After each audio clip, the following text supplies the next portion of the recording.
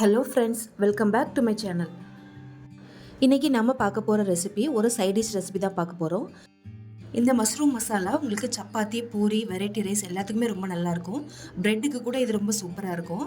இந்த மஷ்ரூம் மசாலா செய்கிறது ரொம்ப ஈஸி தாங்க. ஒரு 10 நிமிஷத்தில் டக்குன்னு செஞ்சிடலாம். இதோட டேஸ்ட்டும் ரொம்ப அட்டகாசமாக இருக்கும். நாம் இந்த கிரேவிக்கு அதிகமாக மசாலா எதுவும் சேர்க்க போகிறதில்ல. இதுக்கு நம்ம ஸ்பெஷலாக எதுவும் மசாலா எதுவும் வறுத்து அரைக்கவும் தேவையில்லை. வீடியோக்குள்ளே போகிறதுக்கு முன்னாடி என்னோடய சேனல் சப்ஸ்கிரைப் பண்ணாதவங்க மறக்காமல் சப்ஸ்கிரைப் பண்ணிக்கோங்க. பக்கத்துலேயே இருக்க ஆல்ன்ற ஆப்ஷனை கிளிக் பண்ணிக்கோங்க. அப்போ தான் நான் போடுற வீடியோ உங்களுக்கு வரும். வாங்க இப்போ இந்த மஷ்ரூம் மசாலா எப்படி செய்கிறதுன்னு பார்க்கலாம்.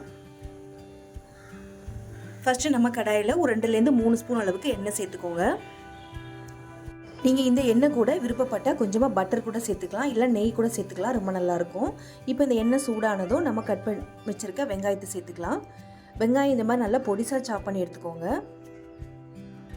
இப்போ இதை லைட்டாக கலந்து விட்டுட்டு இப்போ இது கூட கொஞ்சமாக கருவேப்பிலை சேர்த்துக்கலாம். இந்த மஷ்ரூம் மசாலாவுக்கு கண்டிப்பாக கருவேப்பிலை சேர்த்துக்கோங்க, அதோடய ஃப்ளேவர் இதுக்கு ரொம்ப நல்லாயிருக்கும். சேர்த்துட்டு இந்த வெங்காயம் இப்போ நல்லா கலர் மாறுற அளவுக்கு ஃப்ரை பண்ணி எடுத்துக்கலாம். ஒரு 2லேருந்து 3 நிமிஷம் நம்ம வதக்கி எடுத்துக்கலாம். இப்போ பாருங்கள், ஒரு 2லேருந்து 3 நிமிஷம் ஆயிடுச்சு.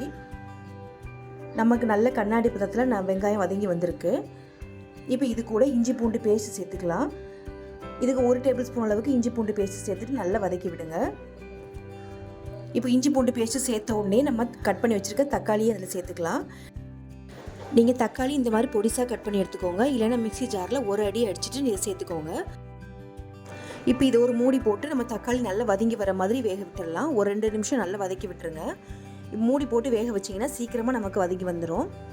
இப்போ பாருங்கள், ஒரு 2 நிமிஷத்தில் நல்லா தக்காளி, இஞ்சி பூண்டு பேஸ்ட் எல்லாமே நல்லா வெந்து வந்திருக்கு.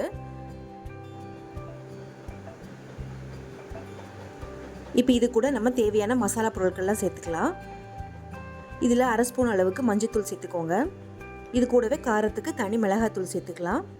நான் ஒரு 1/2 ஸ்பூன் அளவுக்கு தான் சேர்த்துருக்கேன். கூடவே 2 ஸ்பூன் அளவுக்கு மல்லித்தூள் சேர்த்துக்கலாம்.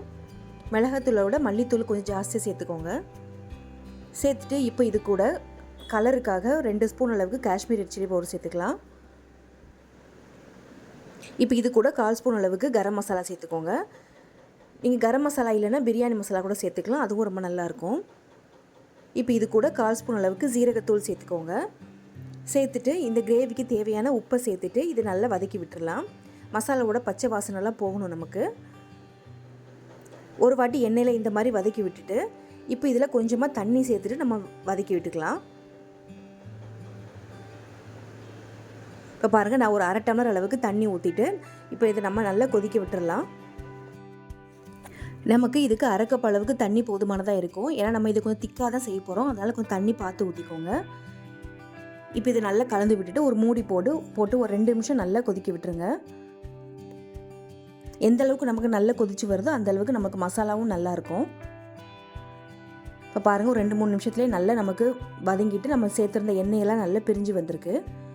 இப்போ இந்த சமயத்தில் நம்ம கட் பண்ணி வச்சுருக்க மஷ்ரூமை சேர்த்துக்கலாம்.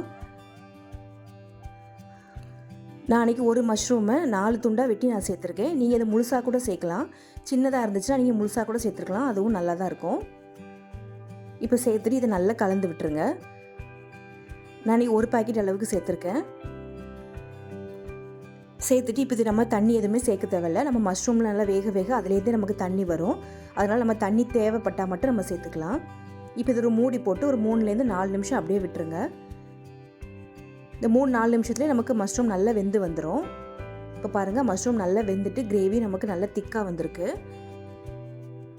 இந்த சமயத்தில் நம்ம கொஞ்சமாக மிளகுத்தூள் சேர்த்துக்கலாம். அதனால தான் நம்ம இன்றைக்கி காரத்துக்கு தனி மிளகாத்தூள் கொஞ்சம் கம்மியாக சேர்த்துருக்கேன். மிளகுத்தூள் சேர்க்கறதுனால தான் நம்ம கம்மியாக சேர்த்துருக்கோம், இல்லை ரொம்ப காரமாயிடும். மிளகுத்தூள் வேணால் நீங்கள் எக்ஸ்ட்ரா கூட கொஞ்சம் சேர்த்துக்கலாம். இப்போ இதை நல்லா கலந்து விட்டுக்கோங்க. இப்போ இதை நல்லா கலந்து விட்டுட்டு கடைசியாக கொஞ்சமாக மல்லி இலை தூவிட்டு இறக்கிருங்க. அவ்வளோதான், நம்மளோட சிம்பிளான மஷ்ரூம் மசாலா சூப்பராக ரெடி ஆகிடுச்சு. இது கண்டிப்பாக ஒரு வாட்டி செஞ்சு பாருங்கள். இது செய்கிற டைமும் ரொம்ப கம்மி தான். நம்ம சேனலில் ஏற்கனவே மஷ்ரூம் வச்சு பிரியாணி எப்படி செய்கிறது, இதே மாதிரி மஷ்ரூம் குழம்பு எல்லாமே நம்ம போட்டிருக்கோம். கண்டிப்பாக அதையும் போய் செக் பண்ணி பாருங்கள். இப்போ நீங்கள் நான்வெஜ் எதுவும் செய்யாத சமயத்தில் இந்த மாதிரி மஷ்ரூம் வச்சு இந்த மாதிரி கிரேவி செஞ்சு பாருங்கள். நமக்கு சிக்கன் சாப்பிட்ட மாதிரியே இருக்கும். கண்டிப்பாக இது ஒரு வாட்டி ட்ரை பண்ணுங்கள். என்னோட இந்த வீடியோ உங்களுக்கு பிடிச்சதுன்னா மறக்காமல் இந்த வீடியோக்கு ஒரு லைக் பண்ணி ஷேர் பண்ணுங்கள். தேங்க்ஸ் ஃபார் வாட்சிங்.